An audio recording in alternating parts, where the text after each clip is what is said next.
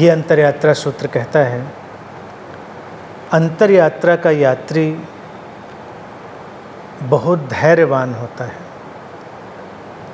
और अपराध बोध तथा किसी भी तरह के गर्व से मुक्त होता है।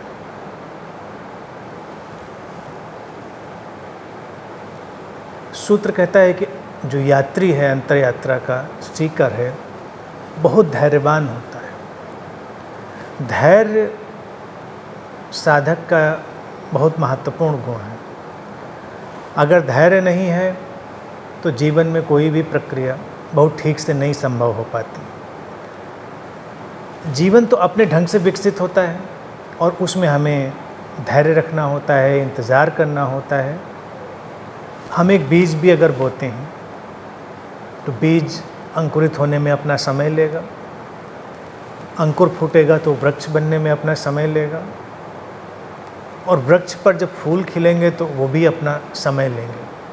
पूरी प्रक्रिया अंकुर से लेकर वृक्ष पर खिले हुए फूलों की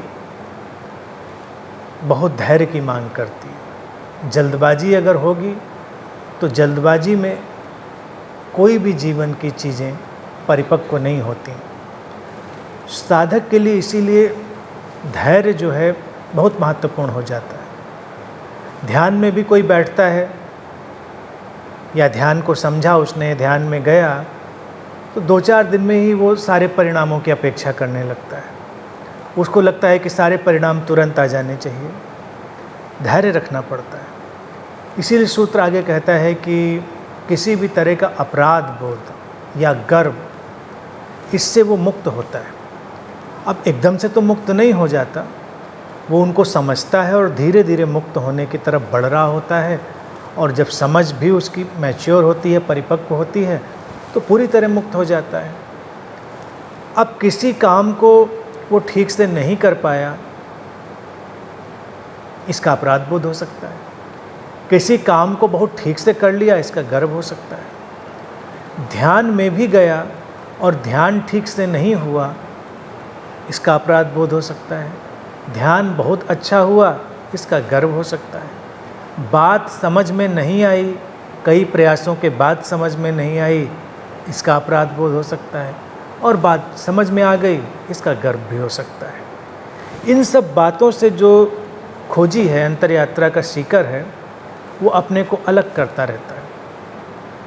वो मानकर चलता है कि जीवन की एक प्रक्रिया है, वो सुचारू ढंग से अपने ही तरह से चल रही है, तो उसमें अपराध बोध की जगह भी नहीं है और गर्व की जगह भी नहीं है। अगर जीवन अपने ही ढंग से अनफोल्ड हो रहा है, अपने ही ढंग से आगे जा रहा है, तो इसमें अपने को व्यक्तिगत रूप से इन्वॉल्व करके किसी भी तरह के अपराध बोध में जा पड़ने की या किसी गर्व में जा पड़ने की, यानी कि प्राइड में और गिल्ट में उलझ जाने की जो बात है, उसका कोई भी मतलब नहीं। अब मान लीजिए अगर बीज का ही उदाहरण लें तो बीज टूटा, अंकुरित हुआ, कब टूटेगा, कितना वक्त लेगा, कितना नहीं लेगा, ये तो बीज और अस्तित्व के बीच जो अंतर्निहित सारा इंतजाम है, जो सारी प्रोग्रामिंग है, व्यवस्था है, उसमें ही समाया हुआ है। अब कोई अपना कंसेप्ट बना सकता है कि इस बीज को 3 दिन में अंकुरित हो जाना चाहिए। कई बीजों के बारे में हम आज जानते हैं, जान सकते हैं, वो एक अलग बात है, लेकिन फिर भी उसमें एक्यूरेट तो हम चीज़ों को नहीं समझ पाते। तो हमारा कंसेप्ट फिर आड़े आता है और हमको लगता है अरे ये तो ऐसे नहीं हुआ, तो उसका अपराध बोध होगा। और अगर हमने ये कंसेप्ट रखा कि 3 दिन में इसको अंकुरित हो जाना चाहिए और 3 दिन में वो अंकुरित हो गया, तो हम बड़ा गर्व अनुभव कर सकते हैं कि देखिए हमारी प्लानिंग कितनी अच्छी थी, हमारा सारा जो ढंग था, शैली थी, वो कितनी अच्छी थी। लेकिन ये अस्तित्वगत है, एग्जिस्टेंशियल है। इसीलिए जो व्यक्ति अस्तित्व के इस ढंग को समझता है, वो अपराध बोध और गर्व से, गिल्ट और प्राइड से फ्री हो जाता है। किसको कितना बुद्धिमान होना है, कितना बुद्धिमान नहीं होना है, ये अस्तित्व तय करता है।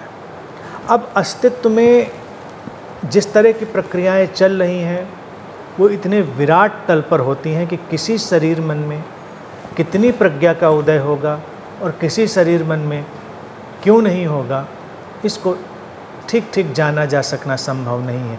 कहीं कुछ होना कुछ ना होने की तरफ ले जाता है और कहीं कुछ ना होना होने की तरफ ले जाता है। यहाँ पर सब कुछ जुड़ा हुआ है और एक दूसरे में उलझा हुआ है। समझना इसी बात को है।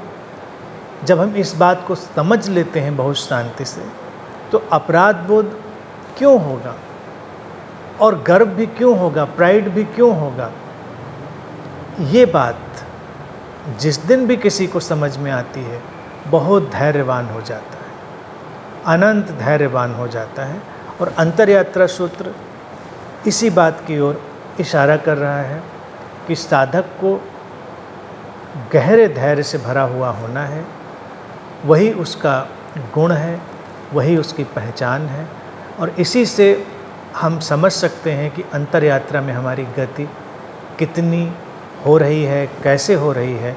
उसको हम धैर्य की अपने जो अवस्था है उससे देखें।